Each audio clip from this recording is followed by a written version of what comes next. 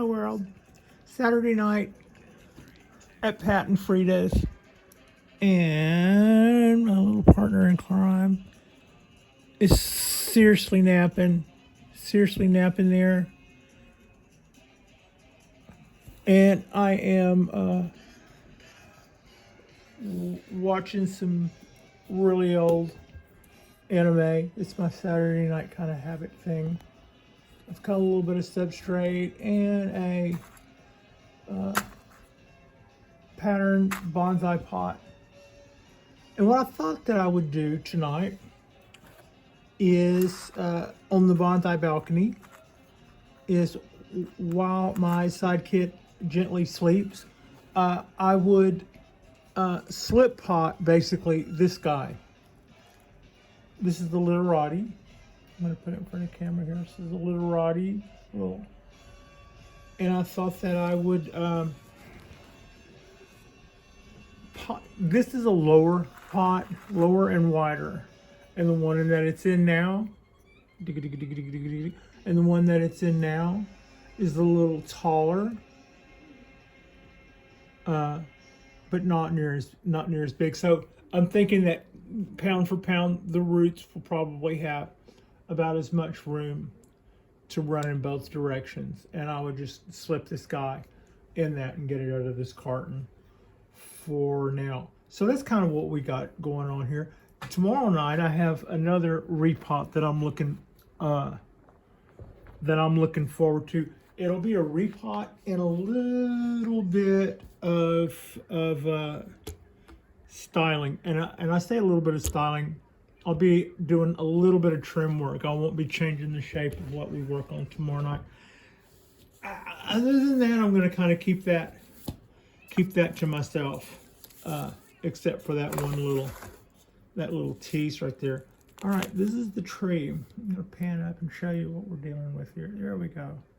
This is the tree. This is a little literati pine. I ordered this pine tree with a 9 others, and I put motion in every single one of them, this being the least of the motion in the deal, in that it's a literati. The rest of them I absolutely just pretzeled out to like nobody's business. And this one also had a little, I tried to get that twist going the way I wanted it early in the trunk, and when it came to that one, I didn't know to do something. I saw a trick that would have fixed this earlier. What I'm hinting at is I have the root, not the roots, I have a piece of wire coming over here that the more I tried to put a bend in here, the more I just sent the wire up without really bending the trunk. The secret to that was, what I saw was, when you do a really hard bend in something that's freshly repotted and it would rather send the substrate flying out everywhere than actually bend the trunk, take this wire, cut it sharp, poke it through the bottom, the actual bottom of the plastic pot, like that's a needle, but say that was the wire, and then bend it up right here. And then when you take the trunk here and put a twist and a bend in it, it'll twist and bend instead of the wire spinning around like mine did and then popping up out of the top of the pot. So if y'all been watching the last couple of videos, y'all know I've been making a really big deal about a tree having coming out of the ground and having some hellacious motion going. The time for that is now. You could decide later that it's an informal or that it's a formal upright and you didn't need a whole lot of motion coming up, but that's almost never. You'd almost always want at least some sort of movement. You wouldn't want just a completely sterile, static looking ruler growing up. So this will also be an opportunity to, since I've got this pot, I've already prepared it. I've already done both wires. I did a little loop on the bottom for the screen wire, and I used one screen to cover both holes, and then I've got the tie down wires in place. And substrate, I've sifted this with my colander to take out some of some of the larger chunks and hopefully knock out some of the dust.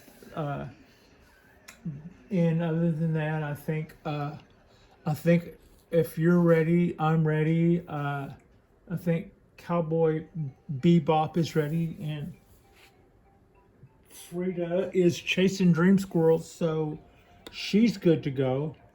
Let's see what we're gonna do here. All right. Okay, so like I've done several times in the past, I've got my substrate here that I could catch stuff in, but I don't want to catch anything in here right now. And we're just gonna work right here for the middle of the table. Yeah, we can also start here.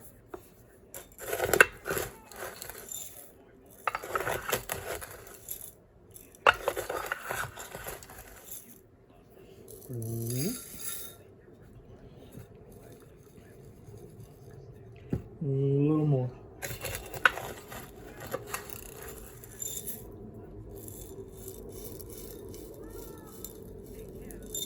Loving that. We're gonna pile that up a little higher in the middle than it is on the sides. You know how you do. Okay, now give this a little push and a little squeeze. And a little push squeeze. And a little push squeeze. And then we're gonna cup it here to protect some of it. And then we're just gonna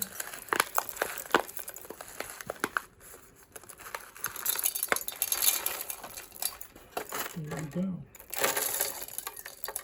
These have only been in here a couple of weeks, so we wouldn't have been expecting a whole lot. Cool the way I just dumped that right in the middle of all my tools. Okay. You can see here's my wire. This was the wire that was supposed to anchor the tree while I made. It's the same wire that I use that helped me make all of these bends, but it was the same wire that was supposed to help me anchor the tree while I made this first bend here coming out of the ground. And where? There.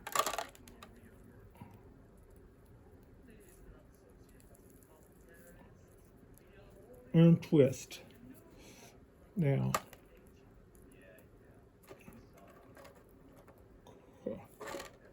All right, so you've seen it here first. I'm holding that guy this time. I'm not letting it.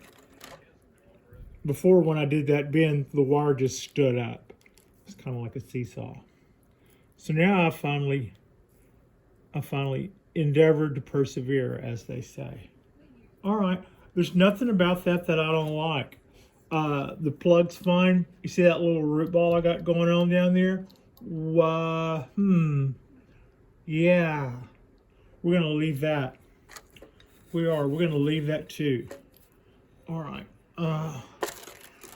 let's do a little reposition here right quick.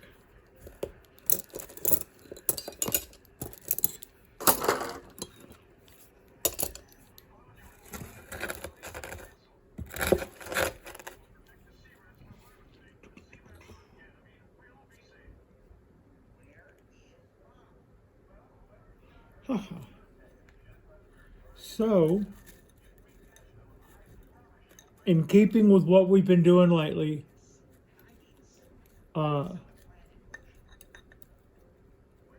with our root work, we're raising this guy up. We're raising it and its little bit of root mass up. As you can see you can kind of see what I mean here. I'm skewering that plug kind of down low with the wire coming out of the right side. Then I will bend it down below the surface and then try to hook it up with this guy. I hope I'm not totally, no, I think we're okay.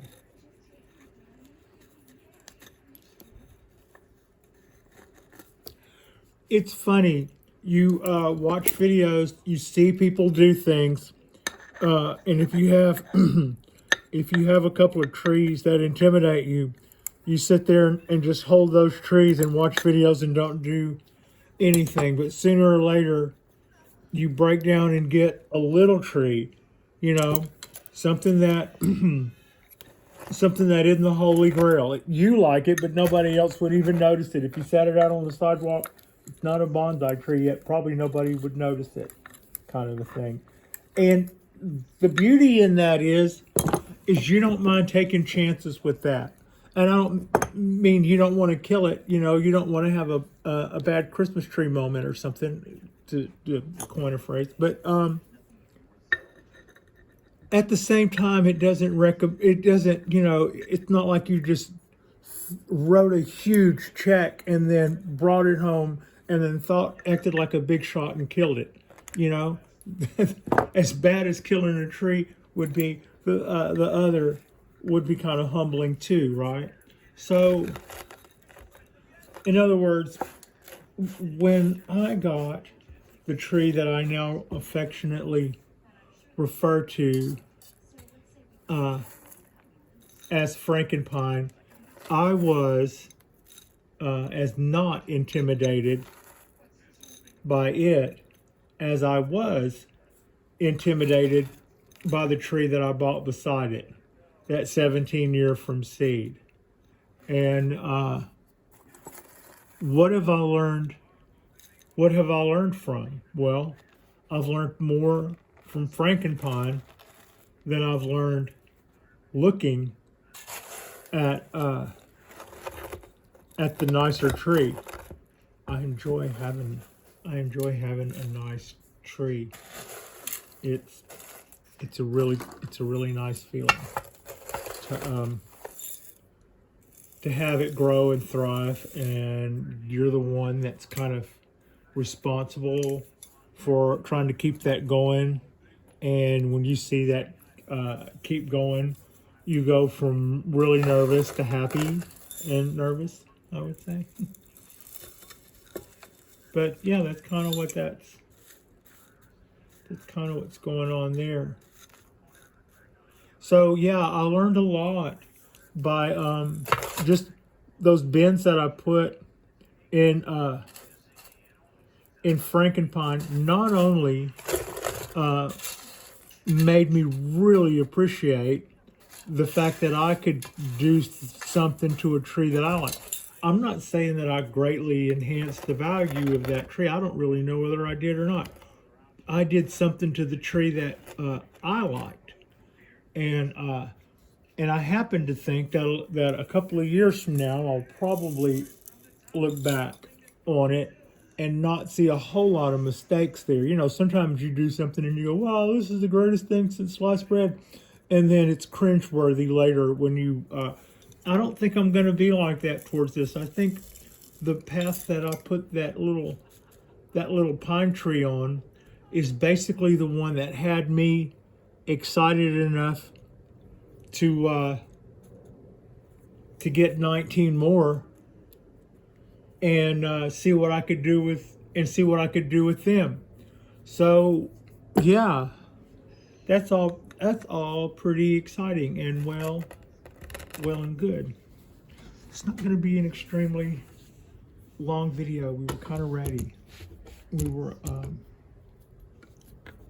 almost uncharacteristically ready.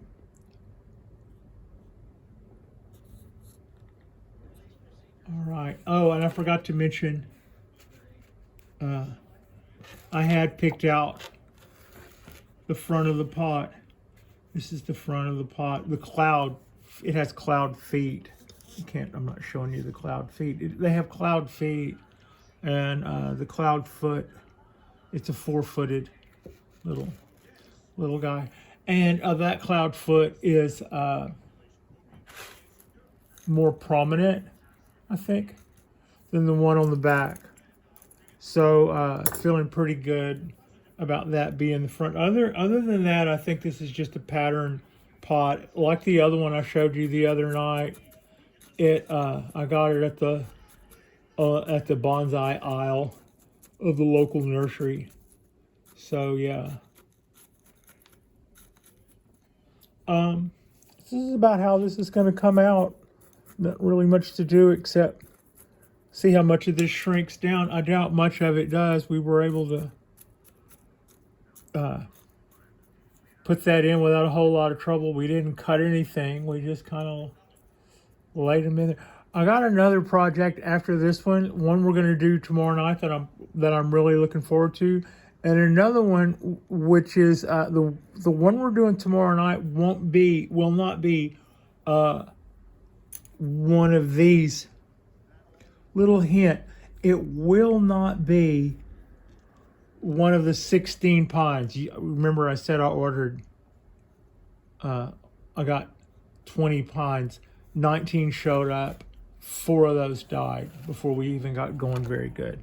But after that, I was able to style and bend the other 16, and I'm really happy with what we've done to quite a few of those. The taller trees like this were harder for me to style, I think, than the tinier ones, which didn't show up in as good a shape. They came out of Florida. These came out of Oregon. Were absolutely superior trees and shipping and everything else. So also here's something else that I've kind of picked up about this being not my first literati tree that I've made. It's also not the first literati tree that I've had. I had another literati that I made a couple of years ago, my first year in the business. And when you start reading about literati, or you start studying literati, or you start trying to find out information on literati, you get some information about minimum number of trunk movements. At some point, if we're going to keep branches, we're going to want to wire them really, really, really close to the trunk, probably mimic that motion somewhat. So you get a couple of things about that, and if either you love it or you don't. And I think it's also could be an acquired taste, like one day you'll just see one and you go, and then from then on, you kind of get it in a way. And I'm not saying you don't get it if you don't like it, but to another extent, I thought it was kind of funny and maybe a little bit intimidating when I heard that back in the day, the bonsai elders would almost insist that anybody have X number of years in the game before they even attempt a literati. And I remember thinking, what a ludicrous concept that was. That who couldn't bend a trunk in 3 basic shapes and then bring the top back down close to the trunk and tip it up on the end. And then, if you can look at a picture, now they didn't have the internet back then, but they were fantastic at illustrations. And someone could have easily looked at a scroll of illustrations and gotten a very good concept of what it means to literati. So why was it anybody that really knew something would say that it's going to take so long for somebody to make a literati? It's not. Here's the answer to that. The literati I made was a very simple design, was very elegant. It was called Little Spoon, and it was a 2-trunk cypress. And it forked early in the trunk and went up into these 2 beautiful trunks, and I had a delicate bend where they both mirrored one another, and it reminded me of 2 lovers sleeping or spooning, on the couch or something. So thus the name Little Spoon. Well, it grew out of its proportions because I didn't know how to do literati. I didn't know how to properly take and express. I could style a tree in a literati. I think I'm actually pretty good sometimes. I'll see something and go, yep, that is just where you quit right there, because this is it. And, so I don't think I'm always totally, I kind of got the eye, but there's a difference between a literati and a tiny little tree that hadn't grown up out of the proportions that you think it looks cute in. And that's what takes probably a little longer than a couple of dozen YouTube videos or say back in the day, you know, a couple of scrolls that would show literati, that you would maybe waste a lot of material because years later it would have needed certain bends to be other styles of trees, yet as a literati, it's maybe now it's too fat, it's too long, it's done this or it's done that. And so I think the answer to why the elders would have wanted someone to have more time in, they would want somebody who practiced literati to have more of an idea of how to try to keep a tree small and proportionate, which is more the horticulture. It's not totally horticulture, because a lot of times in horticulture you still want to do the opposite of that. You know, the tree wants to be dominant on the top, and a lot of times we want our trees to grow up big and strong.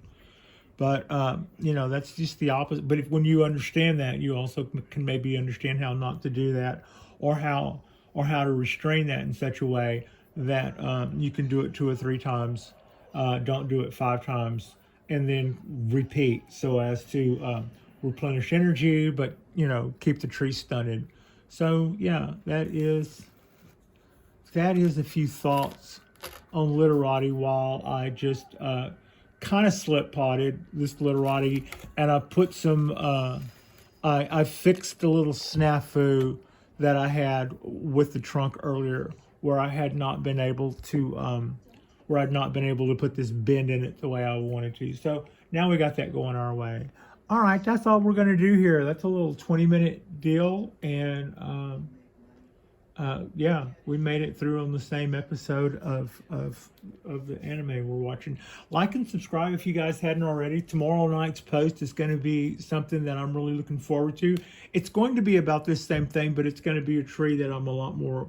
I like this tree, but it's going to be a tree that I'm way more excited about. It's got kind of a billing star quality to it in my book, and so yeah, we'll be doing that tomorrow night. And thank you so much for watching. I appreciate you, and Frida appreciates you.